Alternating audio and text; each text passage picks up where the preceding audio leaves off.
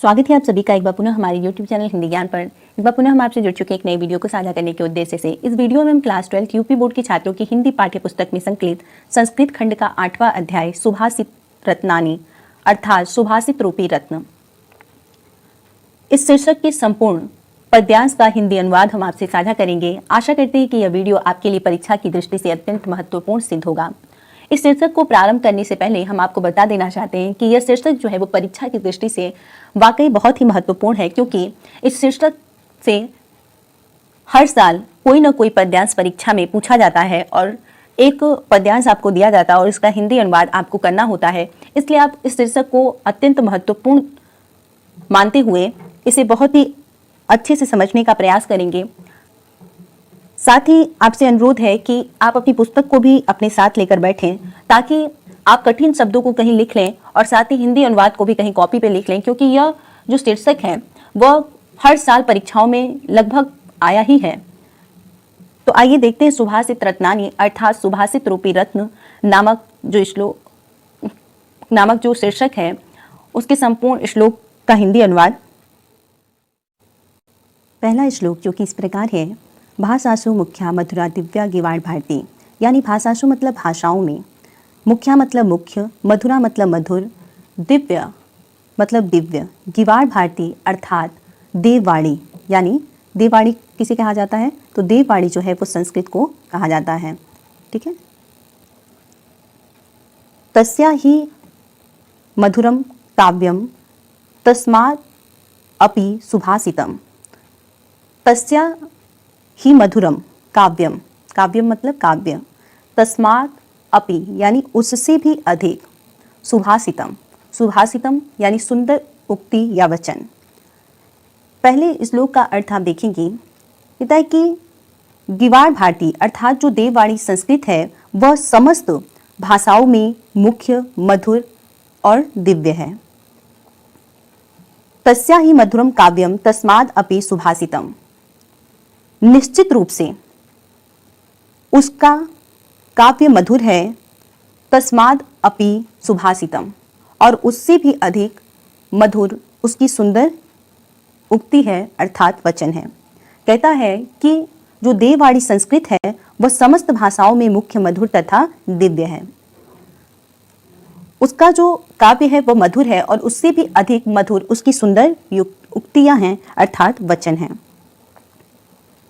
अगला जो आपका है श्लोक, उसका अर्थ आप देखेंगे, सुख अर्थिना कुतो विद्या, सुख अर्थिना मतलब सुख चाहने वाले को, कुतो मतलब कहाँ, विद्या मतलब विद्या, कुतो विद्यार्थिना सुखम, विद्यार्थिना मतलब विद्या प्राप्त करने वाले को, सुख अर्थी सुखार्थी व त्यजेत विद्याम, कहता है कि सुख चाहने वाले को त्यजेत मतलब त्याग देना चाहिए, विद्याम मतलब विद्या, विद्यार्थी व त्यजेत सुखम और विद्या चाहने वाले को व त्यजेत मतलब त्याग देना चाहिए, सुखम मतलब सुख।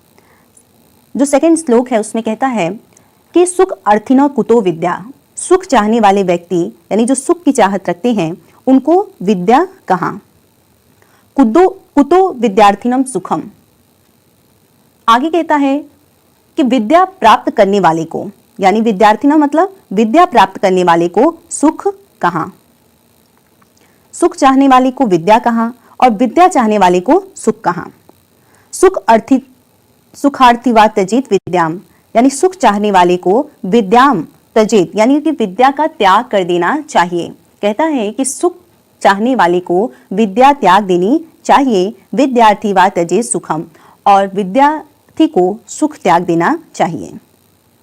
सिंपल अर्थ आप समझेंगे। कहते हैं कि सुख चाहने वाले को विद्या कहाँ और विद्या चाहने वाले को सुख कहाँ।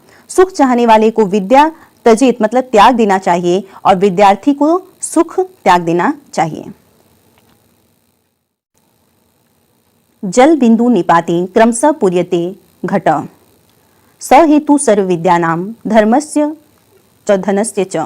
कहता है कि जल बिंदु निपातेन, निपातेन अर्थात गिरने से, जल बिंदु अर्थात जल की बूंदें गिरने से, क्रमशः मतलब लगातार, लगातार जल की बूंदें गिरने से, पूर्यते घट, पूर्यते मतलब भर जाता है, घट मतलब घड़ा, लगातार जल की बूंदों के गिरने से घड़ा भर जाता है। स हेतु सर्व विद्यानाम धर्मश्च च धनश्च च। आगे कहता है कि स हेतु यानी यही समस्त विद्याओं, धर्म और धन का कारण है, अर्थात थोड़ा थोड़ा करके ही विद्या, धर्म और धन का संचय होता है। जिस प्रकार कहता है कि क्रमशः यानी लगातार जल की बूंदों के गिरने से घड़ा भर जाता है, यानी कि जो जल की बूंदें होती हैं वो बूंद बूंद गिरने से क्या होता है कि घड़ा भर जाता है, उसी प्रकार यही चीजें जो हैं वह विद्या, धर्म और धन के लिए भी लागू होती है। अर्थात कहने का तात्पर्य यह है कि थोड़ा थोड़ा करके ही विद्या, धर्म और धन का संचय होता है। काव्य शास्त्र विनोदेन यानी काव्य और शास्त्र की चर्चा रूपी मनोरंजन से कालो गच्छति धीमताम, गच्छति मतलब जाता है, कालो अर्थात समय, धीमताम अर्थात बुद्धिमानों का। आगे कहता है वैशनेन च मूर्खाणाम निद्रयाय कलहीन वा। वैशनेन मतलब बुरी आदत से, मूर्खाणाम मतलब मूर्खों का या मूर्ख व्यक्तियों का, निद्रया मतलब सोने, कलहीन मतलब लड़ाई झगड़ा। कहता है कि काव्य शास्त्र विनोदेन कालो गच्छति धीमताम। धीमताम अर्थात जो बुद्धिमान होते हैं उनका समय काव्य शास्त्र विनोदेन चर्चा रूपी मनोरंजन में गच्छति मतलब जाता है, समय। जो बुद्धिमान होते हैं उनका जो समय होता है वह काव्य शास्त्र रूपी चर्चा के मनोरंजन में जाता है या व्यतीत होता है। व्यसनीन च मूर्खाणाम निद्रया कलहीन वा। और मूर्ख व्यक्ति जो होता है, मूर्खाणाम मतलब मूर्ख व्यक्ति का जो समय होता है वह व्यसनीन मतलब बुरी आदतों, निद्रया सोने, कलहीन वा और लड़ाई झगड़ों में व्यतीत होता है। यानी जो बुद्धिमान लोग होते हैं उनका जो समय होता है वह काव्य और शास्त्र की चर्चा रूपी मनोरंजन में बीतता है, और जो मूर्ख व्यक्ति होता है उनका जो समय होता है वह बुरी आदतों, सोने और लड़ाई झगड़े में ही बीतता है।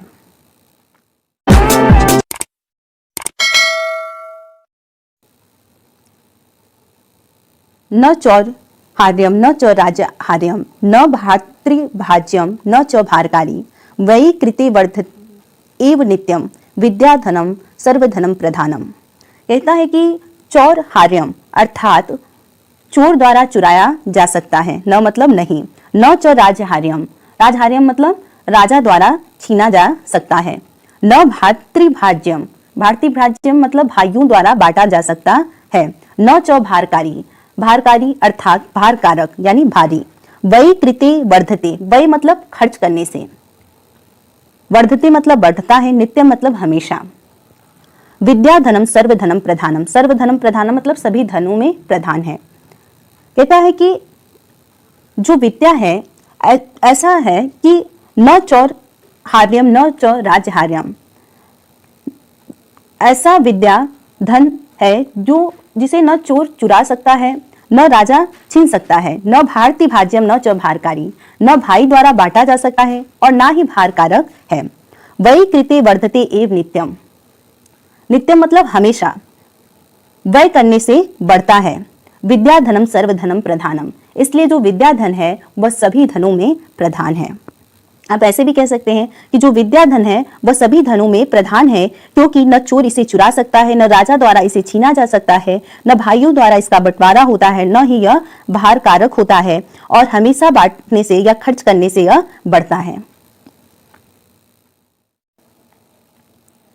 परोक्षे कार्यहंतारम प्रत्यक्षे प्रियवादिनम वर्जेत तादृशम मित्रम विष्णु कुंभ पयोमुखम। परोक्षे अर्थात पीठ पीछे, कार्यहंतारम यानी कार्य को नष्ट करने वाले, प्रत्यक्षे मतलब सामने, प्रियवादिनम प्रिय बोलने वाले, वर्जित तादृशम, वर्जित तादृशम मतलब त्याग देना चाहिए, तादृशम मतलब वैसे ही, विश्व कुंभम यानी विष के घड़े को, पयोमुखम, पयोमुखम मतलब मुख में या ऊपरी हिस्से में दूध वाले। कहता है कि पीठ पीछे कार्य हंतारम यानी कार्य को नष्ट करने वाले, प्रत्यक्षे प्रियवादिनम और सामने प्रिय बोलने वाले, मित्र मतलब मित्र को, वर्जित तादृशम वैसे ही त्याग देना चाहिए जिस प्रकार विषकुंभम पयोमुखम, जिस प्रकार मुख में या ऊपरी हिस्से में दूध वाले विष के घड़े को हम क्या करते हैं, त्याग देते हैं। एक बार पुनः देखेंगे, कहता है कि पीठ पीछे कार्य को नष्ट करने वाले, सामने प्रिय बोलने वाले मित्रों को वैसे ही त्याग देना चाहिए जिस प्रकार मुख में या ऊपरी हिस्से में दूध वाले विष के घड़े को त्याग दिया जाता है। अगला जो है कि उदेति सविता ताम्र स्तारम एवास्त एतमेति च संपत्तो च विपत्तो च महत्ता एक रूपता। उदेति यानी उदित होता है, सविता मतलब सूर्य, ताम्र मतलब तांबे के रंग का अर्थात लाल रंग का, अस्त एति और अस्त होता है तब भी, संपत्तो यानी संपत्ति हो चाहे विपत्तो विपत्ति हो, महत्ता जो महान पुरुष होते हैं, एक रूपता समान रूप में होते हैं। अब इसका अर्थ देखते हैं।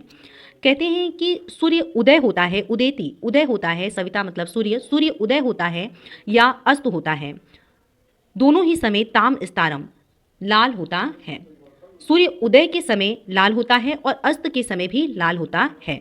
इसी प्रकार जो महान पुरुष होते हैं वह संपत्ति हो चाहे विपत्ति हो एक रूप में होते हैं, यानी समान भाव से रहते हैं। अगला क्या है, विद्या विवादाय धनम मदाय शक्ति परेशान परिप्रेरणाय खलस्य साधु विपरीत ज्ञानम दानाय च रक्षणाय। विद्या विवादाय धनम मदाय शक्ति परेशान परिप्रेरणाय खलस्य, खल मतलब होता है दुष्टों की जो विद्या होती है वह विवाद के लिए होती है, यानी झगड़े के लिए होती है। कहा गया इस श्लोक में कि जो खल मतलब दुष्ट होते हैं उनकी विद्या क्या होती है, झगड़े के लिए होती है। धनम मदाय और धन मद के लिए, शक्ति और जो शक्ति होती है वो परेशान दूसरों को परिप्रेरणाएं पीड़ा पहुंचाने के लिए होती है। दुष्ट की विद्या विवाद के लिए, धन मद के लिए, शक्ति दूसरों को पीड़ा पहुंचाने के लिए होती है। इसके विपरीत जो साधु होते हैं, सज्जन होते हैं, उनकी विद्या ज्ञान के लिए होती है, धन जो होता है वो दान के लिए होता है और शक्ति जो होती है वह दूसरों की रक्षा के लिए होती है। एक बार फिर से देख लीजिए, इस श्लोक में कहा गया है कि जो दुष्ट होते हैं उनकी विद्या विवाद के लिए, धन मद के लिए, शक्ति दूसरों को पीड़ा पहुंचाने के लिए होती है। इसके विपरीत जो साधु लोग होते हैं, जो सज्जन होते हैं, उनकी जो विद्या होती है वो ज्ञान के लिए होती है, धन जो होता है वो दान के लिए होता है और जो शक्ति होती है वह दूसरों की रक्षा के लिए होती है। अगला जो आपका श्लोक है वो इस प्रकार है कि सहसा विदित न क्रिया विवेकम परम आपदा पदम वेणुते ही विमस कारणम गुण लुब्धा स्वयमेव संपदा। सहसा मतलब एकाएक यानी अचानक, विदित मतलब करना चाहिए, न मतलब नहीं, क्रिया मतलब कार्य को, विवेक मतलब विवेक के साथ, परम आपदा मतलब भयंकर आपदा को। ठीक है। अगला है वेणुते यानी वर्ण करती है, विमर्श कारणम मतलब विचार कर कार्य करने वाली, यानी विमर्श कारणम मतलब सोच समझ कर कार्य करने वालों को। गुण लुब्धा गुणों की लोभी, स्वयमेव संपदा यानी संपत्तियां यानी लक्ष्मी। देखिए, अचानक से जो बिना सोचे समझे किसी भी कार्य को करते हैं वह परम आपदा को स्थान देते हैं, यानी बिना विचार किए कार्य को नहीं करना चाहिए। सहसा विदितम न क्रियाम, सहसा मतलब अचानक से किसी भी कार्य को नहीं करना चाहिए। बिना सोचे समझे जो कार्य करते हैं वो परम आपत्तियों को क्या करते हैं, स्थान देते हैं। इसके विपरीत जो विमर्श कारणम जो सोच समझ करके कार्य करने वाले होते हैं, ऐसे व्यक्तियों को गुणों की लोभी स्वयं संपत्ति यानी लक्ष्मी विड़ुते ही वर्ण करती हैं। एक बार फिर से देख लीजिए, कहते हैं कि अचानक से बिना सोचे समझे कोई कार्य नहीं करना चाहिए, क्योंकि ऐसा करने से परम आपदा आने की संभावना रहती है। इसके विपरीत जो सोच समझकर कार्य करते हैं उन्हें गुणों की लोभी स्वयं संपत्ति यानी लक्ष्मी जो है उनका वर्ण करती है, जो सोच समझ के कार्य करते हैं। अगला देखिए, वज्रदपि कठोराणी मृदुनी कुसुमदपि लोकोत्तराम चेतांसी को नोन विज्ञातु अर्ति। वज्रदपि यानी वज्र से भी, कठोराणी कठोर, मृदुनी मधुर, कुसुमदपि कुसुम मतलब फूल और फूल से भी ज़्यादा मृदु कोमल। लोकोत्तराम लोक उत्तराम मतलब होता है अलौकिक व्यक्तियों को यानी महापुरुषों के। चेतांसी मतलब मन को। विज्ञातु अर्ति जान सकता है, को मतलब कौन। देखिए इसका अर्थ क्या है, असाधारण जो व्यक्ति होते हैं, जो महापुरुष होते हैं, उन व्यक्तियों के वज्र से भी ज़्यादा कठोर और फूल से भी ज़्यादा कोमल। चेतांसी मतलब मन को कौन जान सकता है, कौन जान सकता है। उत्तरायणम यानी जो महापुरुष होते हैं उनके वज्र से भी ज़्यादा कठोर, फूल से भी ज़्यादा कोमल मन को कौन जान सकता है। अगला देखिए, प्रियाणति य सुचरितम पितरम सपुत्रो यद भतुरेव हिम इच्छति तत्कल्त्रम तनीम आपदि सुखे च समक्रियम यद एक त्रयम जगति पुण्य कृतो लभन्ते। प्रियाणति मतलब प्रश्न करता है, यह मतलब जो, सुचरित्रम मतलब अपने अच्छे चरित्र से, पितरम मतलब पिता को, स मतलब वह, पुत्रो मतलब पुत्र, यद भर्तु एव पति का ही हित इच्छति, हित चाहती है, तत्कल्त्रम, ठीक है, तनि आपदी, तत् मित्रम आपदी, तत् मतलब वह, मित्रम मतलब मित्र, आपदी मतलब आपत्ति में, सुखे मतलब सुख, च समक्रियम यद, सुख में, समक्रिया मतलब समान भाव से, एत त्रय यह तीनों, जगति मतलब संसार में, पुण्य कृतो पुण्यवान को ही लभन्ते मतलब प्राप्त होते हैं। अब देखिए अर्थ को देखते हैं। जो पुत्र अपने अच्छे आचरण से पिता को प्रसन्न करता है, जो पति के ही हित को चाहती है, ऐसी पत्नी, और ऐसा मित्र जो सुख हो चाहे दुख समान भाव से रहता है, यह तीनों इस संसार में पुण्यवान को ही लभन्ते मतलब प्राप्त होते हैं। कामना दुग्धे विप्रक्ष लक्ष्मी कृते सुते दुख कृतम या हिन अस्ति सुधाम शांतम मांतरम मंगलाम धेनु धीरा सुनित्यम वाचमाहो।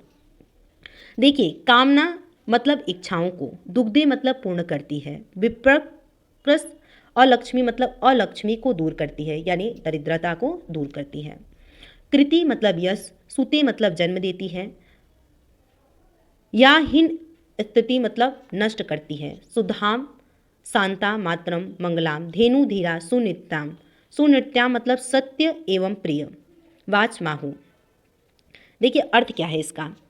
विद्वानों ने शुद्ध, शांत और संपूर्ण कल्याणों को जन्म देने वाली सत्य एवं प्रिय वाणी को ऐसी धेनु मतलब गाय कहा है, जो समस्त इच्छाओं को पूर्ण करती है और अलक्ष्मी यानी दरिद्रता को दूर करती है, यश में वृद्धि करती है और पापों को नष्ट करती है।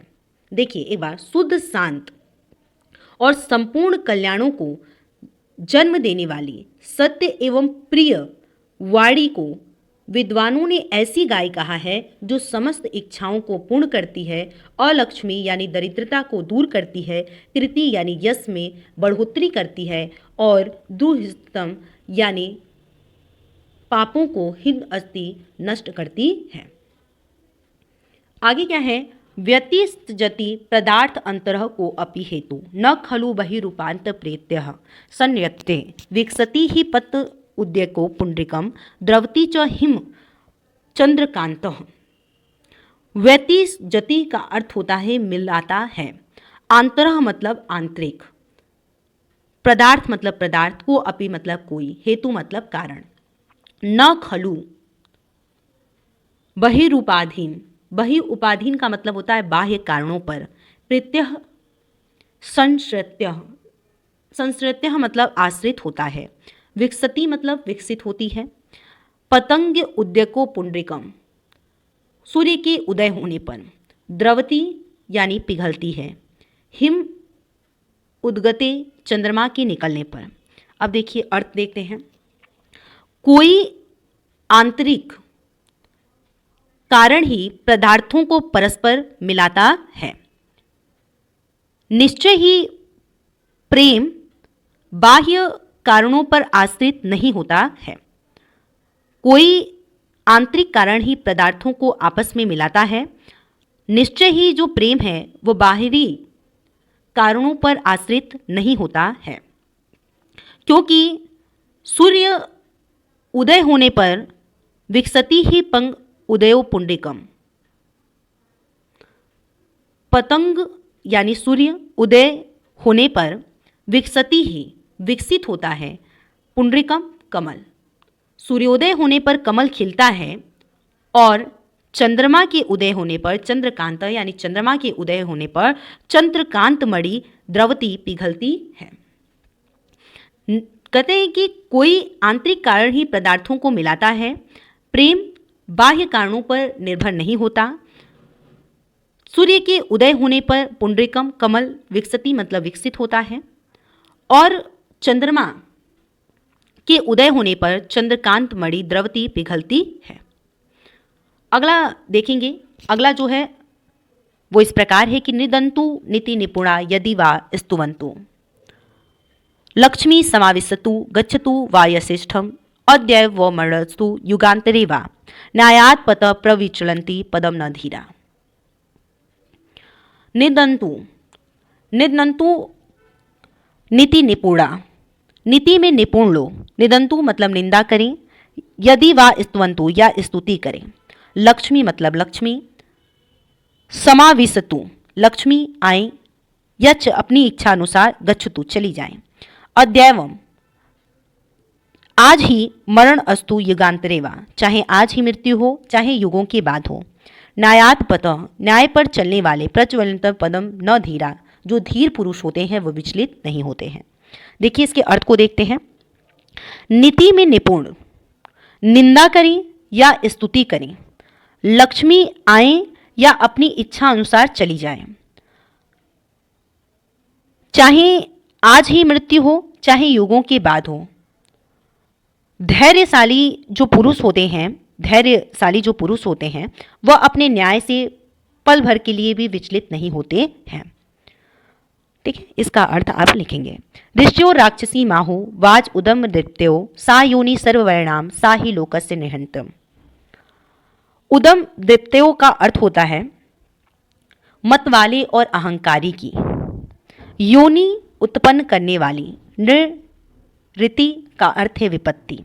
देखिए अर्थ, ऋषियों ने अहंकारी और उन्मत्त व्यक्तियों की वाणी को राक्षसी वाणी कहा है।